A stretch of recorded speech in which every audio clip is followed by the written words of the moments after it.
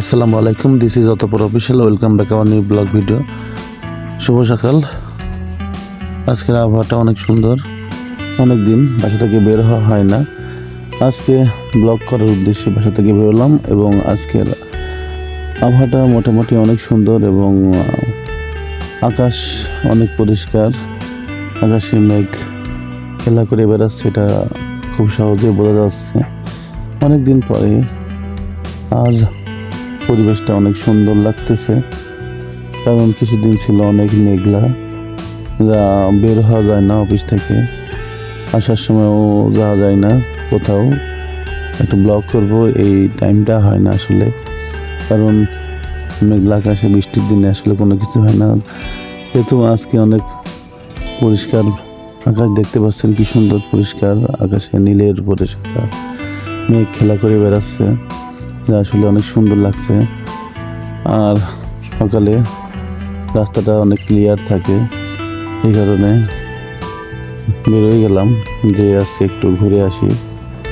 আর দেখতে পাচ্ছেন যে সবুজের মাঝখান দিয়ে রাস্তা, নতুন রাস্তা হয়েছে। এই রাস্তা আগে অনেক ভাঙা ছিল, এই রাস্তা দিয়ে যাওয়া মানে একটা বিপদ। আর এই রাস্তায় এখন দেখতে পাচ্ছেন 50-60 কিলোমিটার স্পিডে চালানো কোনো ব্যাপারই না।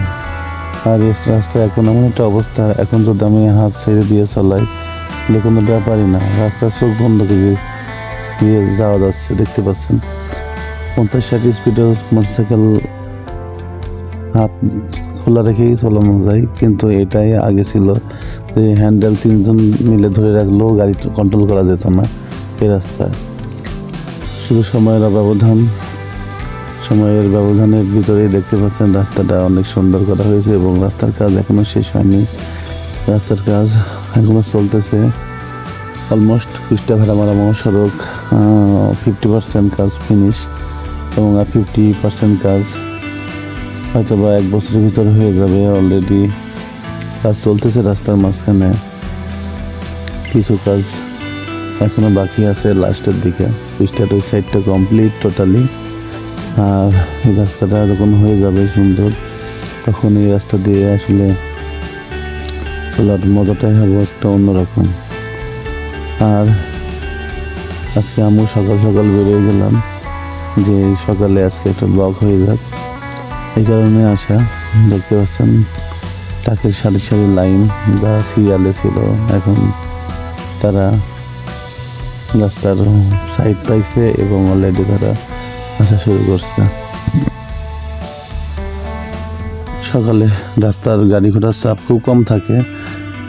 আজকেও তার ব্যতিক্রম না, শুধু দুপাশে যখন গাড়ি যাওয়া আসা করে এই ব্যারিকেড দিয়ে না থাকলে আসলে যাওয়াটা খুব টাফ, কারণ যে যার মতো গাড়ি রাস্তায় গাড়ি ঢুকাই দেয়।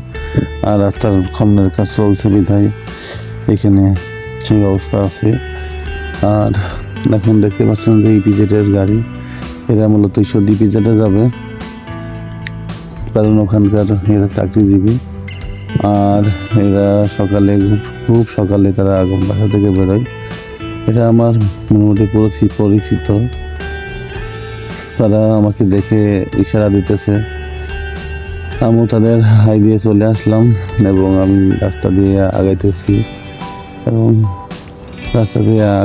এবং পরিবেশ আজকেরটা অনেক সুন্দর, সেটা উপভোগ করতেছি।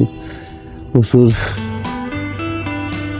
পরিষ্কার আজকে সকালটা, মোটামুটি অনেক সুন্দর আলহামদুলিল্লাহ। আর এইভাবে আমি এগিয়ে যাচ্ছি যে আজকে যাব পদ্মা নদীর মাঝখানে, যেখানে থেকে আসলে উপভোগ করবো নদীর পানি। শুনছি অনেক বাড়ছে, এই নদীর পানিটা বাড়ছে বিধায় ওখানে যাচ্ছি দেখার জন্য আসলে কতটা পানি বাড়ছে। আর সকালের আবহাওয়াটা অনেক সুন্দর আলহামদুলিল্লাহ, রাস্তা অনেক ক্লিয়ার, যানজট মুক্ত। আর এই কারণে মূলত যাইতেছি। আর আজকে পদ্মা নদীর মাঝখান থেকে দেখবো নদীর পানি কি অবস্থা, কতটা বাড়ছে এবং স্রোতটা কেমন। আমাদের সাথে থাকুন আর উপভোগ করতে থাকেন যে আমরা পদ্মা নদীর মাঝখানে দিয়ে দেখবো আসলে নদীর পানি কতটা বাড়তেছে। অলরেডি আমরা লালমনিরহাট ব্রিজের টোল প্লাজায় চলে আসছি এবং এখান থেকে আমরা টোল দিয়ে কিছুক্ষণের মধ্যে ব্রিজে উঠে যাব এবং সেখান থেকে আমরা আপনাদের দেখাবো যে নদীর পানি কতটা বাড়তেছে। আমরা টোল প্লাজায় দাঁড়িয়ে আছি, অপেক্ষা করছি। অলমোস্ট আমরা টাকাটা দিতে পারলেই আমরা করে চলে যাব। অলরেডি টাকা দিয়ে দিছি এবং আমরা বেরিয়ে পড়লাম ব্রিজের মাঝখান থেকে নদীর পানি কতটা বাড়ছে এটা দেখার জন্য।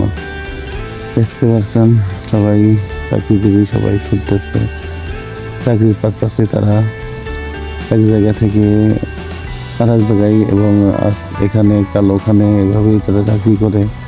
আর আমাদের এখানে ফিক্সড এরা যে ফ্যাক্টরিতে জয়েন করছে এখানে চাকরি করে, এরা মূলত জব সুইচ করে না, কারণ এরা লোকাল এলাকা থেকে তারা যাওয়া আসা করছে, সেহেতু অত কোনো প্যারা নাই ওদের। আর প্যারা যারা ঢাকাতে আছে তাদের অনেক প্যারা আছে, কারণ এখানে নাই আরেকজন ফ্যাক্টরি থেকে আরেক ফ্যাক্টরিতে জব করে।